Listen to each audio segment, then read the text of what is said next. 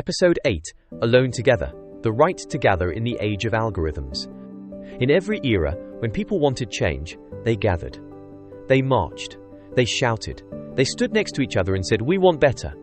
The Charter of Fundamental Rights of the EU protects this, not just your right to speak, but your right to show up, to gather, to be many, together. So why does it feel like no one's showing up anymore? Once upon a time, if something big happened, you knew your neighbors knew. You saw it in the paper, heard it on the same channel, yelled about it over dinner. It wasn't perfect, but it was shared. And from shared attention came shared action. Then came the feed, the algorithm, the for you that's not really for you, just for the version of you it can monetize. You see the world through your feed, so does everyone else. But the feeds don't match. They're optimized to what you already like, believe, fear, and buy. This creates echo chambers, online worlds, where your opinion bounces back at you until it feels like fact. And if your digital world doesn't show you the protest, you don't go.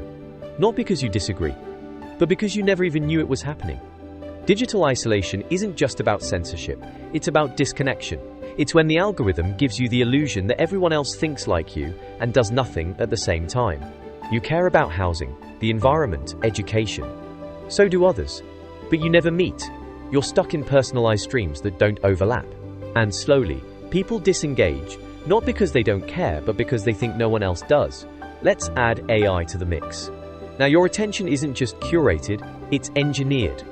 AI-driven platforms amplify content that triggers, not content that informs.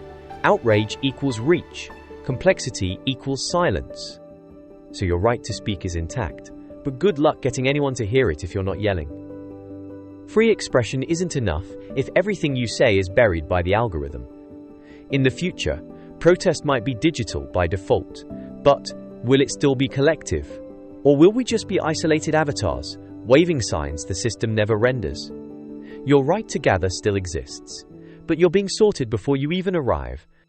The worrisome tendency here isn't losing the right, it's losing the space where that right can be used. Social media is not a public square, it's a mall. And malls can kick you out for being too loud. The Charter says you can assemble, but in the future where might become a real concern. Across Europe, people are already fighting for digital common spaces that don't rank you by rage, platforms that center conversation, not conversion. Because connection is a right, and assembly isn't a format, it's a force. Digital isolation is real, echo chambers are loud, but you are not alone, and your right to gather isn't gone. It's just waiting to be used. Speak, show up, find each other again.